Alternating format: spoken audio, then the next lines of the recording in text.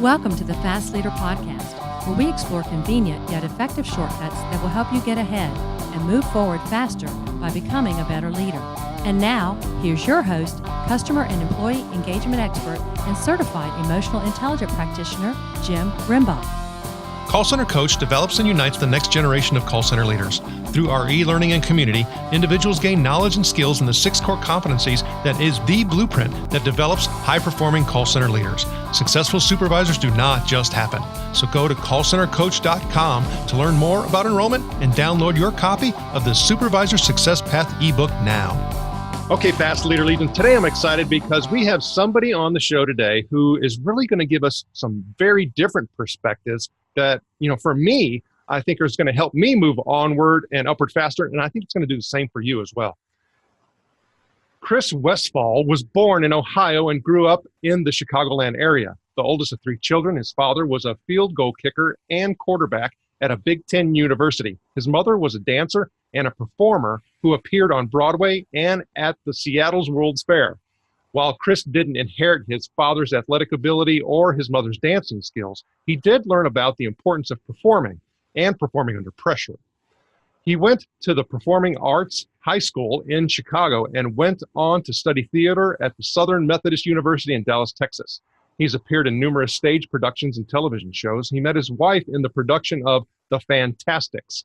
Leaving behind a short-lived career as a professional stuntman, he went back to school to earn an MBA degree, attending the #1 school in the country for developing strong business communication skills. While there, he edited the business school newsletter, hosted a weekly radio show, and graduated with top honors, recognized as the MBA Communicator of the Year.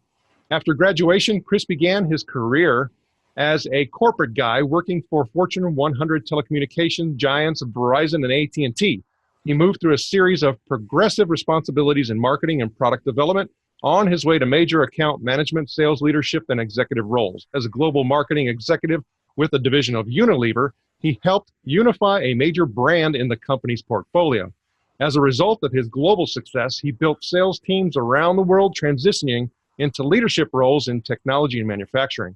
Chris launched his entrepreneurial career in 2008. Since then, he has helped launch over 4 dozen businesses, raising over $50 million in capital investment for entrepreneurs and coaching his clients onto Shark Tank, Dragon's Den, which is in Canada, and Shark Tank Australia. Speaking between 600 to 100 times a year, he regularly works with thousands of leaders from college campuses and military bases to the C-suite, spreading the message of effective leadership communication. Recognized as the U.S. National Elevator Pitch Champion, Chris is the author or publisher of 7 books. His latest, Leadership Language, was released by Wiley in September 2018. Chris and his wife live in Houston, Texas, celebrating 25 years of marriage this past summer, and they are proud parents of 2 girls. Chris's oldest daughter lives in New York City, and his youngest is a sophomore at Houston's High School for the Performing and Visual Arts, and that's where Beyonce Knowles Carter is an alum. Chris Westfall, are you ready to help us get over the hump? I think so. Thanks for having me. Oh, I'm glad you're here. Now, I've given my legion a little bit about you, but tell us what your current passion is so that we can get to know you even better.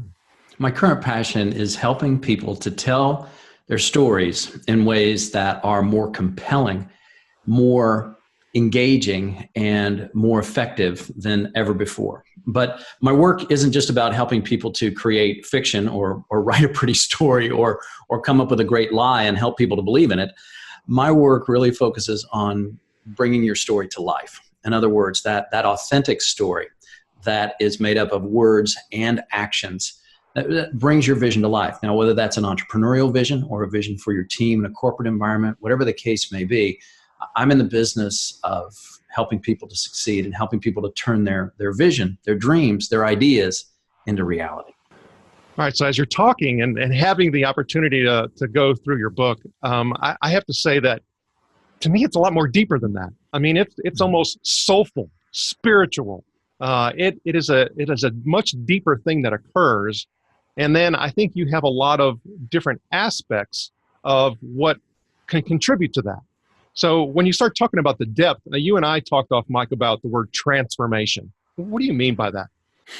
Transformation for me and for my clients is about creating the kind of change that's missing. And when I think about transformation, and maybe this is true for you, maybe it's true for the folks who are listening, there's always something missing in life, something that we wish we could realize for ourselves, for our relationships, for our business. And transformation is about bringing that thing that's missing into place. So is that a spiritual journey? Maybe. I don't consider myself a spiritual leader or anything like that, but at the same time, I think that it would be naive to deny the fact that there are forces around us. No matter what your faith is, again, this is not a religious conversation, but no matter what your faith is, it's easy to see that there are forces at work that go beyond you and me. And I think that denying that is simply naive. For example, I mean, what is it that turns acorns into oak trees? What is it right now that's allowing me to digest food, for example? Now you can say, oh, Chris, that's science, that's enzymes, that's photosynthesis. All right. Okay, I hear you. But is there something more? And the reason I'm bringing this up is not to say, again, this is not a religious conversation, but it's a conversation about how. If it looks like everything in life is up to you, look again. There are forces at work, forces of people in the past who built the roads that we travel on, who worked in a factory to create the shirts and clothes that we wear. There are forces at work, just as you are a force at work to create change for yourself and for the people that you care about. And what this means is that if it looks like, if it's got to be, it's up to me, look again. There are people around you and there are forces around you. Call those forces what you will. I'm not here to put labels on it for you. But there are forces that are helping to build your success. The key to that success is tapping into those sources and forces so that you can become the person that you need to be and create the transformation that's missing. I'm glad. Thanks for sharing that, because as you were talking, I started thinking about what you have at the back of the book, and you have it in the appendix, but it's titled The 10 Leadership Factors. And these 10 leadership factors are: the leadership conversation always starts with what your client is thinking. And in your perspective in your book, client means a lot of different things. I mean, it could mean customer, it could mean significant other, it could be your employees' significant other. I mean, there's a lot of things that client can mean, and we'll get into that in a second. And it says, to get something new, start with something known. Your client's client sits in the empty chair, and we're going to talk about that. Leaders listen with their eyes as well as their ears. Leaders are deeply aligned with both sides of the conversation. Context conquers content. Leadership language involves your clients in the story and thinking about the outcome. The high concept, a common perspective, is the first step toward uncommon results. The leadership accepts things as they are on the journey. Acceptance is the first step to creating things that could be. And I think there's probably a whole lot of resilience and adaptability in there as well, right? And the simplest message is the strongest. So when you start looking at these 10 leadership factors, when you start thinking about origin and origination and drivers and most importance, how did this come about? The leadership factors came about from observation and taking a keen look at what works. And from number 1 to number 10, they're based on my personal observation, research, science, the observation of what makes people most effective. And like take number 1, for example. The strongest conversation always starts with what your listener is thinking. Now, if that's not true, we should talk about how you should kick the door down and come in with a powerful charisma and try to convince people the strength of your will so that you can get them into your mindset instead of their own. Well, how does that work? You see, if you want to have a powerful conversation, you have to start with what your listener is thinking. It's like the famous quote from Arthur Ashe, the tennis star, who famously said, "Start where you are. Do what you can. Never give up."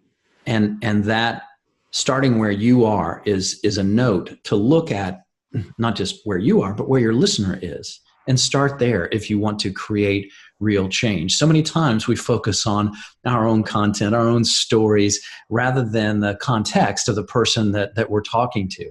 And it's that context that creates the meaning. That context is the key to leadership language, because leadership language looks at creating change and transformation for the person that's right in front of you. And in the book, I call the person who's right in front of you your client. And to define that a little bit further, your client is anyone upon whom your success depends. So that means that your client, of course, is in a traditional sense, that means your customer. It might mean, clients who come and visit you if you're in a therapy role or whatever the case may be. That sort of client could be an internal client. Your client also, though, is your boss, because your success depends upon your boss. Your client could be your board of directors. Your client could be your shareholders or stakeholders. You see what I mean? So I said this once in a workshop, and I was explaining the importance of what a client is. And somebody raised his hand and he said, so does that mean my wife is my client? And I said, I sure hope so. So the client is the person upon whom your success depends. And the strongest conversation starts with what your listener is thinking. Another way to say it is, it starts with what your client is thinking. It's funny that you say that, because it reminds me of a conversation I just had last night with my 15-year-old daughter at 10 o'clock when we're having a conversation, with my wife as well. And I asked my daughter, I said, why would you talk to your mother and I that way when you wouldn't do that to anyone else? And she says, because you're my parents. And I said, that doesn't matter. I hear you. I've got a 15-year-old as well. And it's so interesting, this idea of because you love me, respect is a given, and so I don't have to bring it into the conversation. And that is something that can be very dangerous for teenagers, but also in the corporate conversation, because when respect goes away, it's very difficult to have a powerful conversation. And I run into the same challenges with my daughter as well. She happens to be 15 as well. But just because you love someone doesn't mean that you don't have to focus on the respect that you have for them. I mean, I tell my wife that I love her every day. We've been married for 25 years, but I tell her that I love her every day. You know why? Because she might get another offer. Now look, I didn't say a better offer. she might get another offer. And that sort of respect and reinforcement is, I think, vital in terms of letting people know that they're valued, because from that place of value, that place of acknowledgement, that place of recognition, you tap into something that I call in the book a high concept. And a high concept, this is a universal theme or idea that we all know and share. And the high concept, the universal theme that I'm pointing to, is this idea of acknowledgement. We all want to be acknowledged. We want to be seen, heard, and understood, recognized for our accomplishments.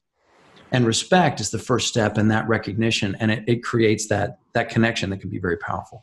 Well, thinking from that respect perspective is that when you started talking about, those people who are affected or impacted, one of the chapters in the book, you talk about influence in the empty chair.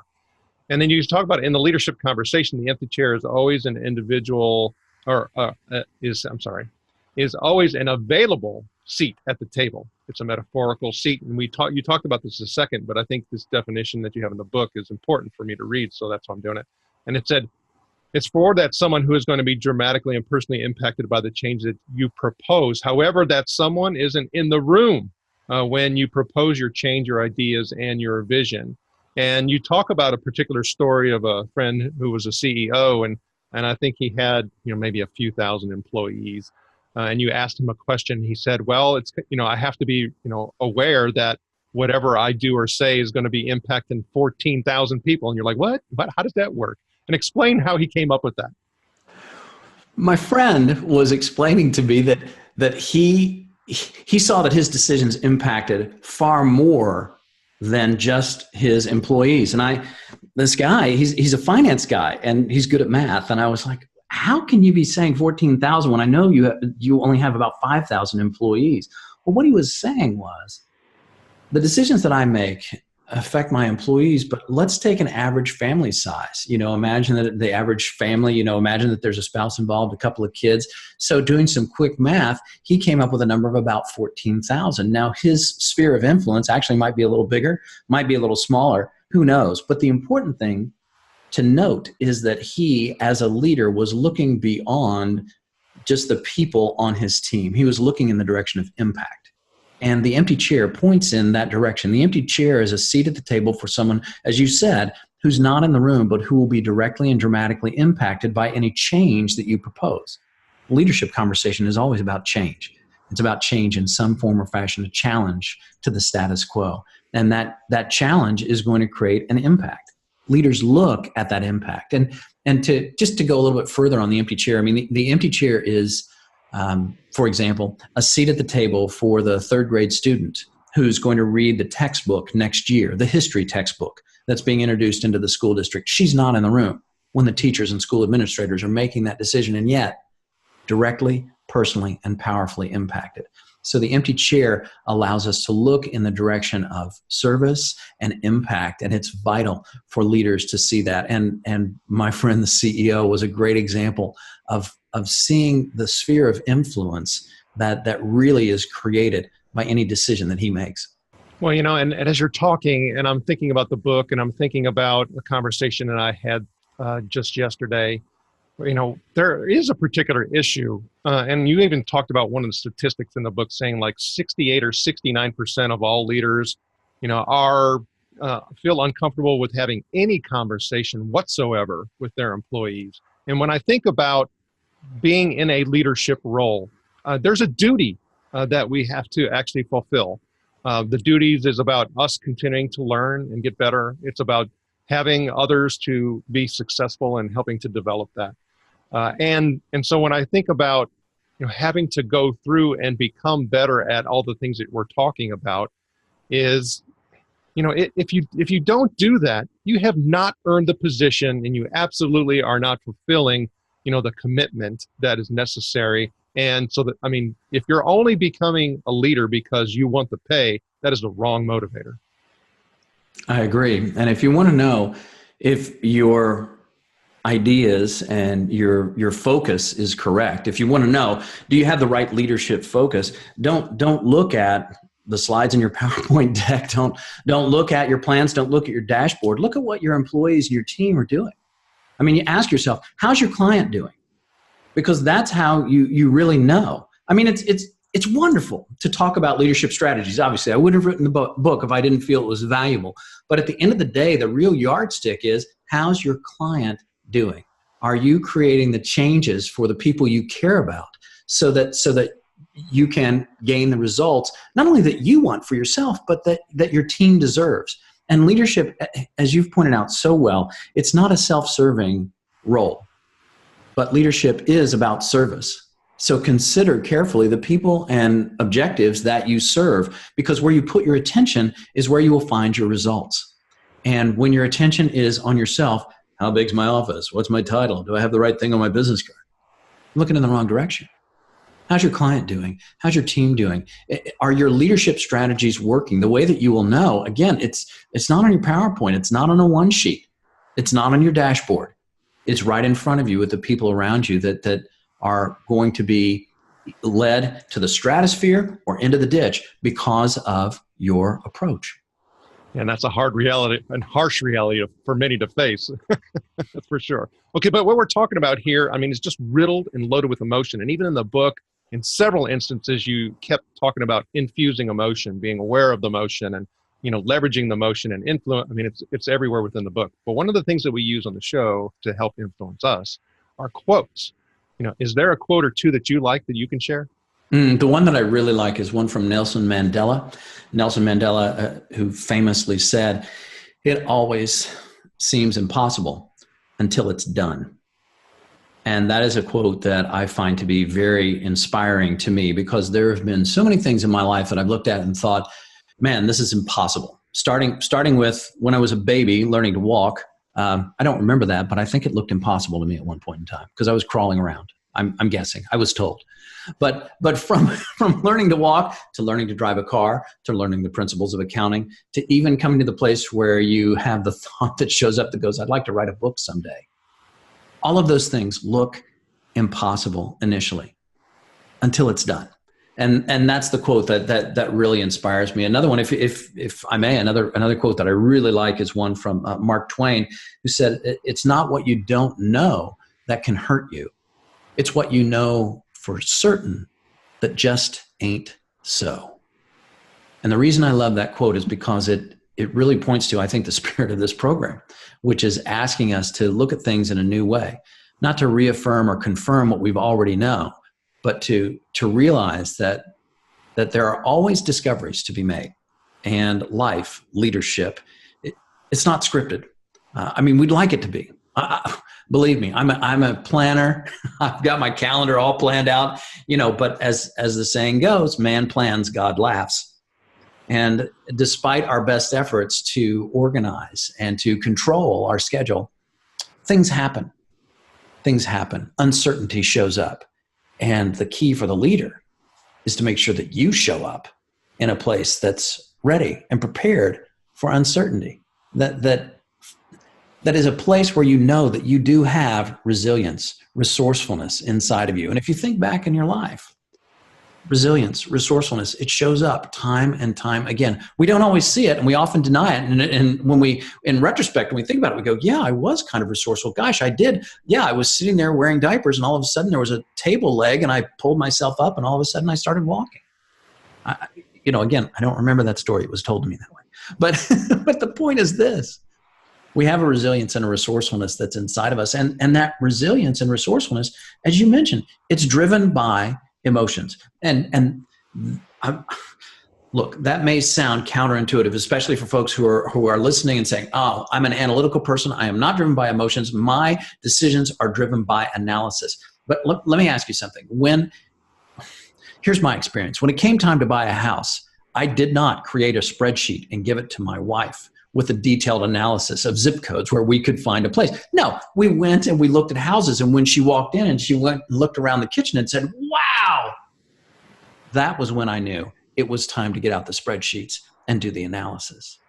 The point is, the heart drives the head. The analysis serves those emotions that drive us all. And that's not a touchy-feely statement. That is not a gender bias statement. That is a statement about the way things work. It's a principle. It's like the law of gravity. And whether you choose to believe it or not, like if I don't believe in gravity, but if I drop this pen, guess what's going to happen?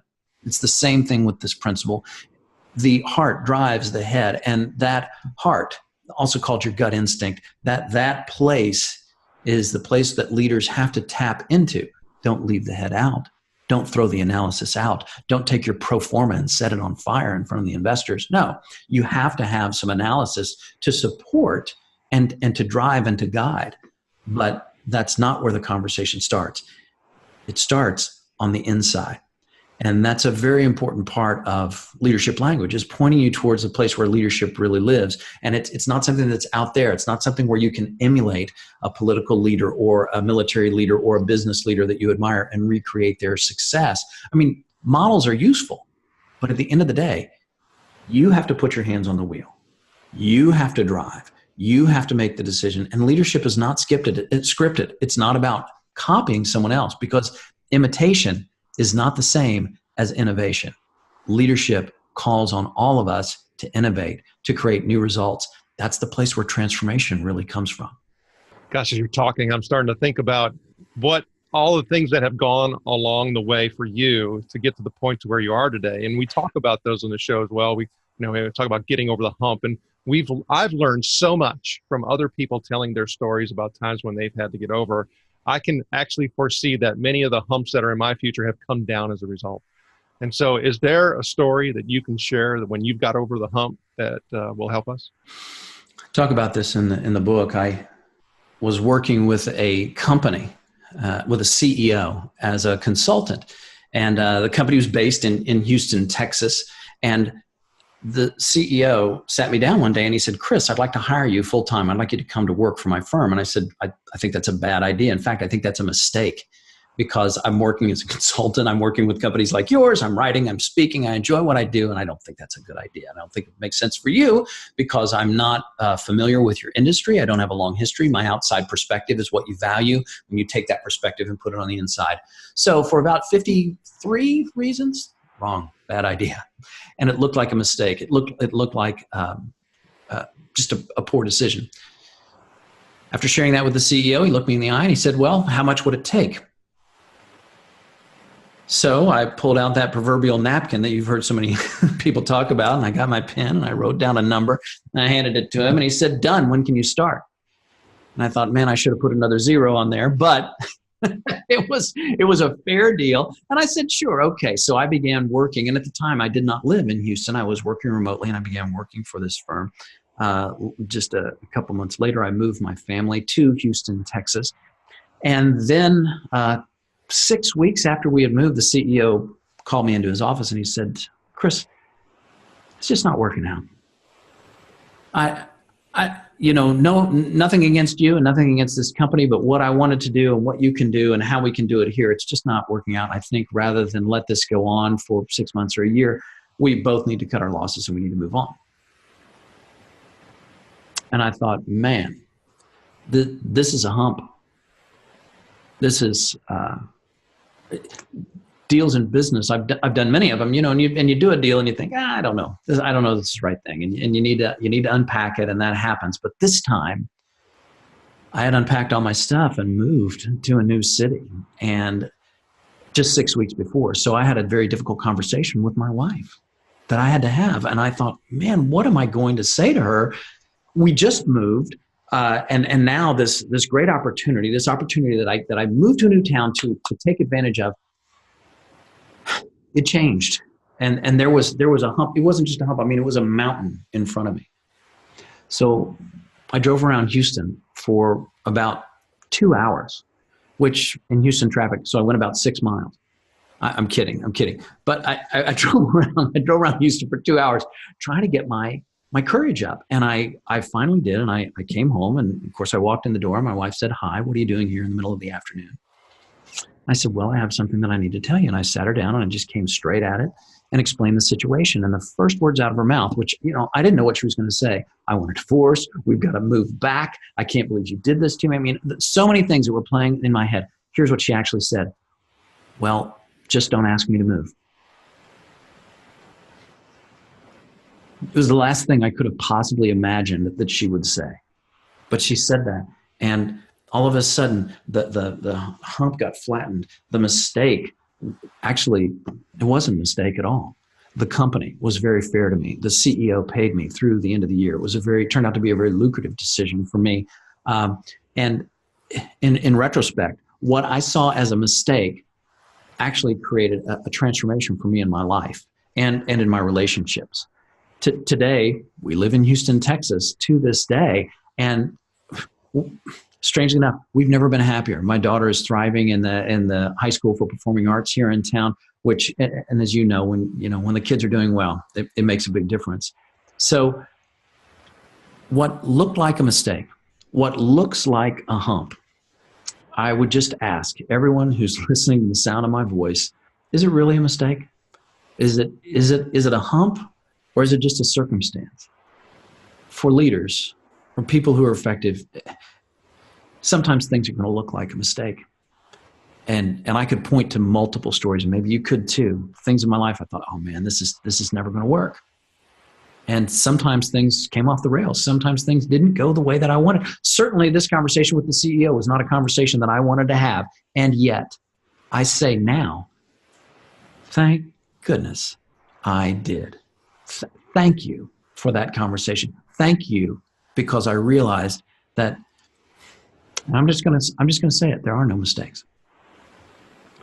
And I'm just going to lay that out there. There are no mistakes. There are circumstances, and there are how you deal with them. And if you're listening to this and you're thinking, but what about my divorce? What about the situation where my partner and I split, where he tried to steal the business from me, blah, blah, blah. I hear you. I got those stories too.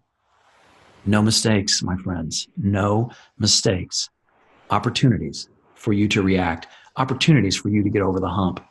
Opportunities for you to create transformation. I appreciate you sharing that. I mean, so for me, as you were talking, I started thinking about I was actually interviewed for a podcast yesterday, and I talked about me being or having to have become a pivot artist. Because of all of the things that you were talking about, hey, you got to, you just have to go a different direction, Well, that's how life unfolds. I mean, we're always pivoting. I mean, if it looks like a career path is a series of pivots. Most definitely. And I think the better we get at our lateral movement, the better we can actually get to where we want to get. I mean, is what it comes down to. So, I mean, when you start talking about, what you've done, where you've been, where you're going, and you think about, the kids, I mean, everything that's on your plate, you talk about, your empty chairs. There's a lot of people who are in those chairs, right? But when you start thinking about one goal you have, what's one of them that you can share? The greatest goal that I have, and it's a constant and consistent one, is to always remember that just because a train of thought shows up doesn't mean I have to ride that train. And what I mean by that is that it's so easy to get lost in an attempt to reach for a mindset or for a state of flow or for some of the things we were talking about this off mic before the interview started. This idea that there's some perfect nirvana that creates peak performance that we're always chasing. Peak performance, I'll tell you where it lives. It lives in the moment. And when your thinking settles down, that's when you're at your best. And if you think about the athletes that you admire, I mean, we were talking a little bit about baseball. I'm a big baseball fan. I mean, being here in Houston where the Astros play, it's easy to be a big baseball fan. And I played a lot of baseball when I was a kid. And when that line drive's coming right at you, you can't be thinking about attack pattern Delta 9. You can't be thinking about what the coach told you on Thursday. You can't be thinking about anything other than keeping your eye on the ball. And so many times in my life, I get lost in my thinking. I get lost in thought and in a mindset that doesn't serve me. But the key takeaway and the thing that I want to share is that beyond mindset is performance. Beyond mindset is the ball, the game that you're playing, whatever it might be in business. And by focusing on what really matters, not the train of thought that's showing up. And on that train, what's on that train are labels like, you're not smart enough, you don't have the background for this, your experience is wrong, nobody's listening to you, all those kinds of things. They show up all the time. It reminds me of that scene in the Avengers movie, okay? And you've probably seen the Avengers movie. It's the final scene where these like gigantic 900-foot metal caterpillars are coming out of the sky, and Iron Man and Captain America, they're going crazy, and the Avengers are getting their butts kicked. And Iron Man is flying into the scene, and he says, we got to get the Hulk. Where's the Hulk? They've got to bring the Hulk on. And Captain America goes, wait, I think he's right here. And here comes Banner puttering up on a little motorcycle, right? And Captain America goes, we got to get you to suit up. You got to turn into the Hulk. But how are you going to do it? I mean, you got to get angry. And Banner, he turns back to the camera, right? Like he turns over his shoulder and he says, I'll tell you a little secret. I'm always angry. And then he turned into the Hulk. And I saw that scene and I thought, man, that is so true for me. When I go on stage and I do keynotes and I give presentations and stuff like that, people say, are you nervous? And the answer is yes. Every time. Of course I am. But where am I putting my attention? Like the Hulk, I'm always angry. I'm always insecure. I'm always in love. I'm always in hate. I'm always angry. I'm always feeling things because I'm a human being. I'm a human being, and I'm not afraid of admitting that because it's not a sign of weakness. It's a sign of acknowledgement. It's a sign of being aware of what's going on. But I'm also aware that where I put my attention is where I find my results. And just like David Banner, it's Bruce Banner, excuse me. I don't know why I call him David Banner. Bruce Banner, just like Dr. Banner, when he puts his attention on the fact that he's angry, he hulks out. My question for everyone listening is, where are you putting your attention? And how can you pay attention to the thoughts that serve you and recognize that the thoughts that don't, that's not your train. Let that train go by and put your attention on what really matters. And for me, if leadership is your focus, focus on the people around you, focus on your clients, the people upon whom your success depends, and phrase your goals and objectives in terms of impact, not only for yourself, but for them and for the people they care about, the people who sit in the empty chair. By adopting this focus, it doesn't matter if you're always angry. It doesn't matter if you're always insecure. It doesn't matter if you don't feel enough. What matters is, what are the results you're creating for the people around you. Keep your eye on the ball. And the Fast Leader Legion wishes you the very best. Now, before we move on, let's get a quick word from our sponsor. An Even Better Place to Work is an easy-to-use solution that gives you a continuous diagnostic on employee engagement along with integrated activities that will improve employee engagement and leadership skills in everyone. Using this award-winning solution is guaranteed to create motivated, productive, and loyal employees who have great work relationships with their colleagues and your customers. To learn more about An Even Better Place to Work, visit beyondmorale.com/better. All right, here we go, Fast Leader Legion. It's time for the Hump Day Hoedown. Okay, Chris, the Hump Day Hoedown is a part of our show where you give us good insights fast. So I'm going to ask you several questions, and your job is to give us robust yet rapid responses that are going to help us move onward and upward faster. Chris Westfall, are you ready to hoe down? I'm ready to hoe down. Let's go. Being from Houston, you should be a pro at this, right? Okay, so what do you think is holding you back from being an even better leader today? The ability to focus on the people around me is always the thing that keeps me from being a better leader, and creating results for the people that I care about is the number one objective, to connect and engage with those folks. I can always be better at it. What is the best leadership advice you have ever received? My dad told me that you practice like you play. And coming from someone who played Big Ten football, this always stood out for me. It points to the importance of fundamentals, the importance of rehearsal, so that you can be free to think in the moment and be at your best when that line drive's coming at you at 100 miles an hour. What do you feel is one of your best secrets that helps you lead in business or life? The secret to leading in business and life is a simple one. It's connection. There's a connection that we all share, but we often lose sight of it behind differences of opinion and that sort of thing. But when we look in the direction of connection, we look and we see the people who want to be a part of our solutions, and looking at connection is the key to leadership. What do you feel is one of your best tools that helps you lead in business or life? A tool that I use, and you can find it actually on my website, is an online tool called VCITA, and I'll spell that out. It's VCITA.